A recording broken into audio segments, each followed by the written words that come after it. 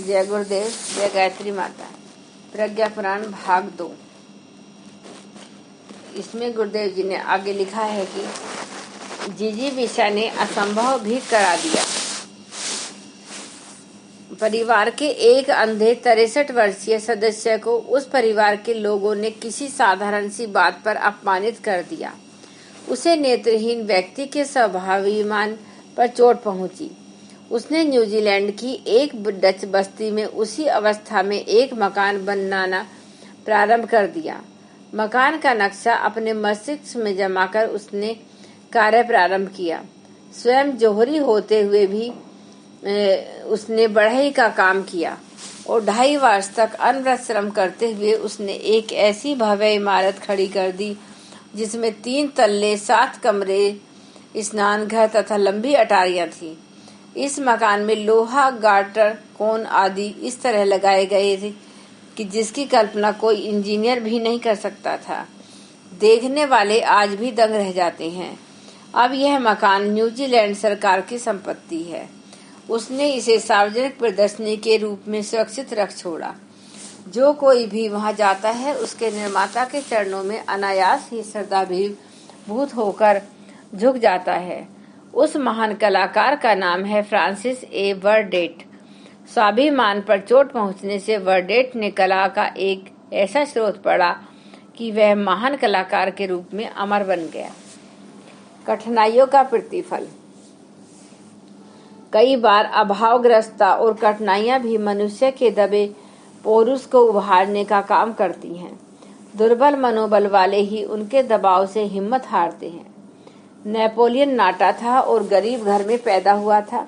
इन दोनों कारणों से उसे आरंभिक जीवन में उपहास और तिरस्कार सहने पड़े।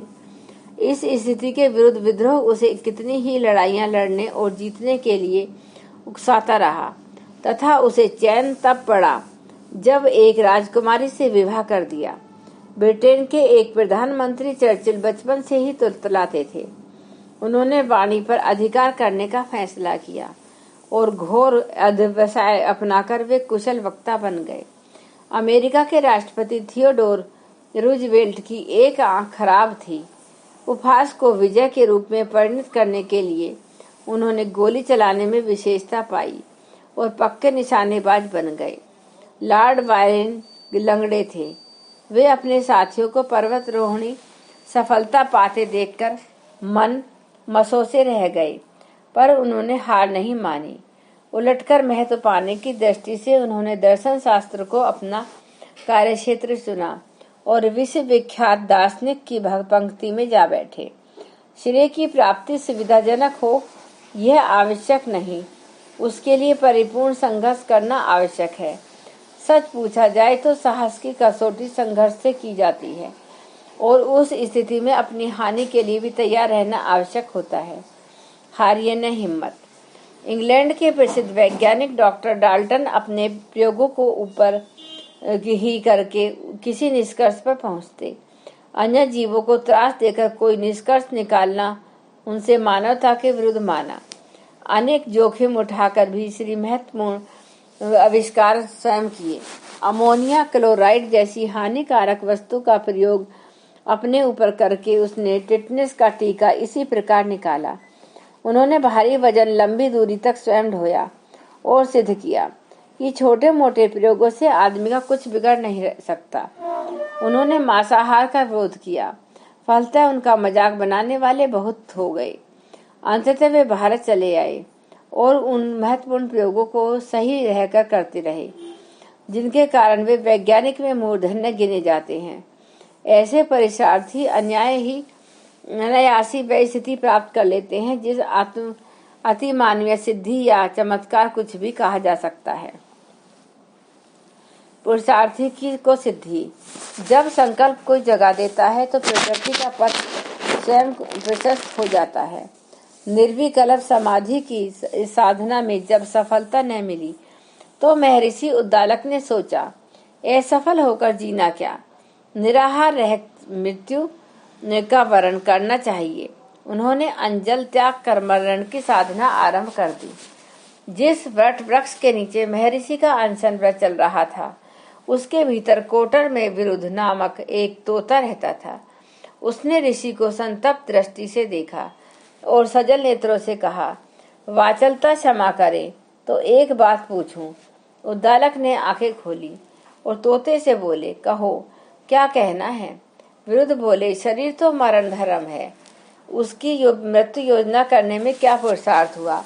मृत्यु को अमरता में बदलने के लिए ऐसा ही दृढ़ निश्चय किया और इतना ही परित्याग किया जाए तो क्या अमृत की प्राप्ति न होगी। उद्दालक बहुत देर तक सोचते रहे। शुक की वाणी उनके अंतस्थल तक प्रवेश करती गई।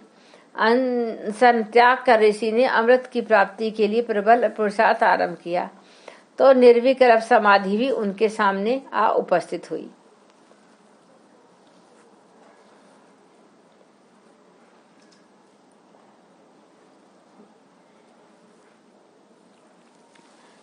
आगे गुरुदेव जी ने लिखा है कि कुप्रचलनों को स्वीकार न किया जाए, मात्र श्रेष्ठ परंपराएं ही अपनाई जाएं। अनीति न करें और अनीति सहें। अवांछनीयताओं का विरोध उन्मूलन करने के लिए संघर्ष करना भी उतना ही पुण्य है जितना कि नीति न्याय को अर्जित करना। अनीति के उत्पीड़नों को बचाना भी उतना ही सराहनीय है जितना कि दुखियों की उदार सहायता करके उन्हें कष्टों से निवृत्ति दिलाना। स्वयं अपना विवेक प्रयोग न कर अंध परंपराएं स्वीकार कर लेना, अनीति सहना एवं ऐसे किसी अभियान से अपना सहयोग दर्शाना भी एक प्रकार से कायरता का एवं अनीति सहयोग का परिचायक है। हर व्यक्ति को समाज में रहना है तो अवांछनीयता का प्रतिकार भी करना होगा एवं संघर्ष हेतु तत्पर भी होना होगा। सज्जनता पराक्रम के साथ ही शोभा देती है। शौर्य रहित सौम्यता एक प्रकार का कायरता है जिसमें मृत्यु जागृत नहीं है। वह मानवीय काया में होते हुए भी मनुष्य नहीं है। महामानव इसलिए न केवल सत प्रयोजनों में स्वयं को नियोजित करते हैं, अन्य दुखियों की सहायता करते हैं, वरन दुष्ट पीड़ितों से उनकी रक्षा भी करते हैं। यह बल पराक्रम ही सच्चा शील है। मानवीय गरिमा का घोतक अछूतोद्धारक नारायण गुरु।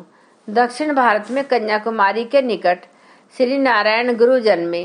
कुछ ही दिन में वे जप तप में लगे कि उस क्षेत्र के अछूतों की दुर्दशा देखकर उनका जी भर आया और उस समुदाय को ऊंचा उठाने के लिए उन्हीं में घुल मिलकर काम करने लगे। नैयर, पतवाहा, छिया, उलिया, मरीहा आदि कितनी ही जातियां ऐसी थीं जिन्हें कोई छूता भी न था और काम पर भी न लेता था। उन्हें संगठित करके कुछ उद्योग चलाने और अपने अधिकारों के लिए अड़ जाने का उन्होंने प्रशिक्षण दिया। अछूतों के लिए उन्होंने एक मंदिर बनवाया जहां वे उपासना भी करते और शिक्षा भी प्राप्त करते।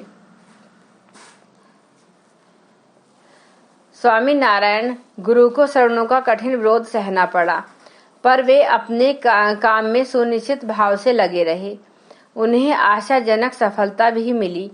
उनके आश्रम और कार्यक्रम की प्रशंसा सुनकर महात्मा गांधी और एंड्रयूज दर्शनों को गए। अकेला व्यक्ति भी ऊंचे उद्देश्य के लिए कार्यरत रहकर क्या कुछ कर सकता है, इसकी प्रत्यक्ष प्रतिमा थे स्वामी नारायण गुरु।